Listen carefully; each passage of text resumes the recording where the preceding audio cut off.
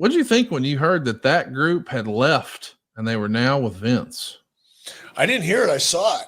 Eric Bischoff went on his 83 Weeks podcast to talk about where exactly he was when he saw the debut of the Radicalz in the WWE. Let's see what Eric Bischoff has to say. The Radicalz are going to leave WCW. So this is a pretty big deal, all the stuff that we've got going on here at the exact same time, where we're just a couple of weeks away from Vince Russo being sent home or quitting, whatever you want to say, the first time with WCW. And we're not too far behind them actually calling you back. And this is also the era where we mentioned Goldberg tearing the tendon, but it's also the time when, WCW brought back a bunch of legends, including Jimmy Snuka, who gave Jeff Jarrett the worst injury of his life with a terrible concussion. We're only 4 months removed, or 4 months. This is 4 months ahead of David Arquette winning the WCW world title.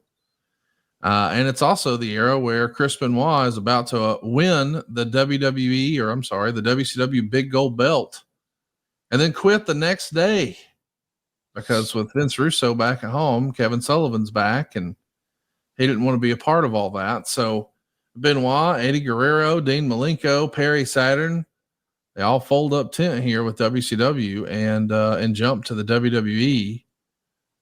What did you think when you heard that that group had left and they were now with Vince? I didn't hear it. I saw it. I was sitting in an Applebee's. It was an Applebee's or a Chili's restaurant right outside the Flying Cloud Airport in suburban Minneapolis. I had been up in Wyoming, been here in Wyoming with my brother, my sister, and my wife. I flew from Atlanta, picked up my brother and sister in Minneapolis, and then flew out here to the house. We watched Super Bowl together, spent a couple days. And I flew my brother and sister back to Minneapolis. Lori and I were going to spend the night there and then jump in a plane and fly back home the next morning. So after we dropped my brother and sister off, Lori and I head over to the hotel near the airport where I parked my plane. And across the street, there was a Chili's or an Applebee's, whatever. I think it was an Applebee's. So we went over there and I'm sitting in the restaurant, ordered my food, probably chips, probably nacho chips, I'm guessing, from Applebee's at that time or Chili's. It's not really great food, but it's not horrible. You can get it down, fills you up. It's funny because I get Chili's and Applebee's mixed up all the time too. They're like pretty much like, they're super similar to each other. So it's pretty easy to get them mixed up. Carry on, Easy. We're sitting there and they had TVs going on all around the restaurant. We were kind of in the middle.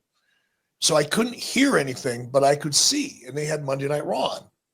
So I'm watching Monday Night Raw, and they cut to a shot of the Radicalz sitting at ringside. And I couldn't hear anything, so it was like, what the fuck? And once it set in, I looked at my wife, I said, they'll be calling me soon. Swear to you. Remember it like it was 5 minutes ago. And sure as shit, within about 10 days or 2 weeks, whatever it was, I got a call from Brad Siegel.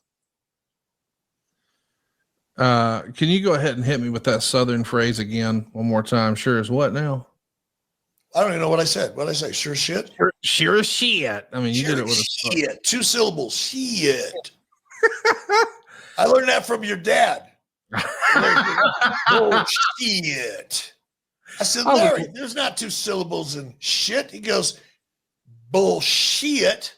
I went, damn, you're right, Larry. There is 2 syllables in shit. Well, when he does it, there is. There's the Main Street Posse. We haven't spent any time talking about. So that's wild that Eric Bischoff had no idea that the Radicalz, as they were called, Benoit, Guerrero, Saturn, and Malenko, were going to the WWE until he saw them at a Chili's or a Applebee's. That is wild.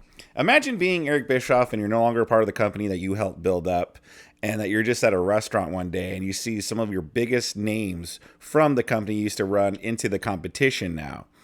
So I wish he would have elaborated a little bit more on that, but he did say that he was expecting a phone call right after that, and sure enough, he got a phone call. So just imagine just being like, ooh, this company needs help and I'm pretty sure they're going to call me to do it. And sure enough, they did. So that's pretty interesting. It's kind of hard to believe Eric Bischoff didn't know beforehand that they were leaving, that there was any rumblings there. We all had rumblings. So I don't know. I guess Eric Bischoff was just living his life, so he had no idea. So, understandable, but still pretty crazy story nonetheless. What do you guys think about that? What do you guys think about Eazy-E's revelation here? Sound off in the comment section below. If you enjoy content like this, I urge you, please subscribe to my channel. You'll be helping me out a lot. I'm trying to rebuild this channel. It got terminated before. And click that notification bell. And if you do like clips like this, I got more on my channel for you to click on and enjoy.